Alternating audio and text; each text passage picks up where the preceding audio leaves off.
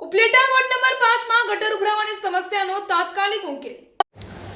ઉપલેટા નગરપાલિકાના ward number 5 માં સતીમાની ડેરીવાળા સીધા રોડ પર છેલ્લા કેટલાય સમયથી ગટર ઉભરાઈ જવાની સમસ્યાને કારણે સ્થાનિક રહેવાસીઓ તેમજ રાહદારીઓને ભારે હાલાકીનો સામનો કરવો પડી રહ્યો છે। આ ગટરનું ગંદુ પાણી રસ્તા પર ફરી વળતું હોવાથી દુર્ગંધ અને ગંદકીની સમસ્યા સર્જાતી હોય છે, જેના કારણે સ્થાનિકોમાં પણ નારાજગી જોવા મળી રહી છે। આ અંગે વિસ્તારના જાગૃત સ્થાનિક રહેવાસીઓએ પોતાની સમસ્યા વોર્ડ નંબર 5ના જાગૃત નગરપાલિકા સદસ્ય નિકુલભાઈ ચંદ્રવાડિયાના ધ્યાન પર મૂકી હતી। સ્થાનિકોની રજૂઆતની ગંભીરતાને લઈને નિકુલભાઈ ચંદ્રવાડિયાએ તાત્કાલિક સ્થળ પર પહોંચી સમગ્ર પરિસ્થિતિનું નિરીક્ષણ કર્યું હતું।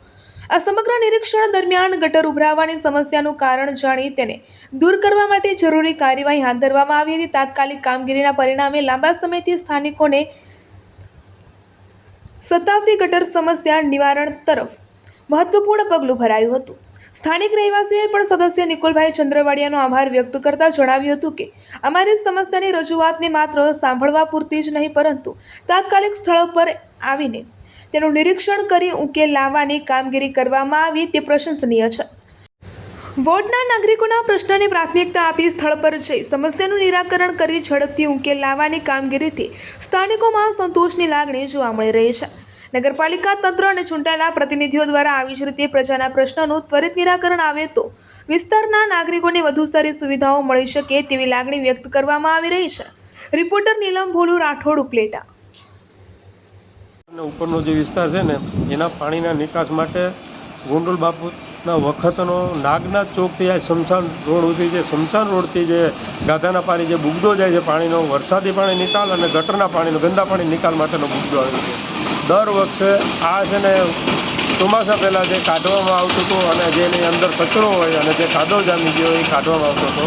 આ વર્ષે એ થયું નહોતું, એને કારણે આજુબાજુના વિસ્તારમાં જે પાણીની કુંડીઓ ચાલતી હતી અને ગટરના પાણી રોડ ઉપર આવી જતા હતા, એટલે લતાવાસીઓને જબરજસ્ત ફરિયાદ હતી। અવારનવાર નગરપાલિકાએ રજૂઆત કરતા હતા, ત્યારે અમારા નગરપાલિકાના અમારા દીકરા નગરપાલિકા વોર્ડ નંબર 5ની અંદર સદસ્ય છે, એમને રજૂઆત કરીને એમણે મને બોલાવ્યા, પપ્પા આ જે તમારા વખતમાં જે કામ કરવામાં આવતું હતું એવું કામ ફરી વખત આ બધાને કરી દો અને આ જે ફરિયાદ છે એનો ફરિયાદનો નિકાલ કરવાની તમે અમને આમાં સહકાર આપો। એટલે આજ 2 દિવસ થયા સતીમાની ડેરી પાસેથી અંડરગ્રાઉન્ડનું જે આની અંદર જે ટાયરના બાંધી 30-35 ટાયર બાંધી છડી રહી અને આગળથી ટ્રેક્ટરથી ખેંચીને આ તમે જોઈ શકો છો કે કચરો કેટલો એકત્રિત થયો છે અને ચોખ્ખું થતું આવે છે આગળ। અને આ આજે અમારે આગળથી બાકી છે, પણ એ પણ અમારો 5 દિવસનો કાર્યક્રમ છે। આખો મુદ્દો સાફ કરી અને આજે લતાવાસીઓની ફરિયાદ છે અને જે દુઃખી થાય છે એ દુઃખ દૂર કરવાની અમારી એક મને એમ થયું કે અગાઉની આ આરોગ્ય શાખાની અંદર મેં આરોગ્ય અધિકારી ફરિયાદ નોકરી કરેલી છે અધિકારી તરીકે મારા આ જૂના એ પણ નિવૃત્ત થઈ ગયા છે અશોકભાઈ ડારિયા, અને આજે અત્યારના સફાઈ કામદારો છે એને ખરેખર આખી ટીમ છે એને ધન્યવાદ આપું છું। આમાં નવા અને જૂના સાથે છે અને હવે પછી મેં એમ કીધું છે કે આની અંદર 2 કાયમી કર્મચારી મૂકી દો, જેથી કરીને આ જે ફરિયાદ છે એનો ફરિયાદનો કાયમી નિકાલ થઈ શકે।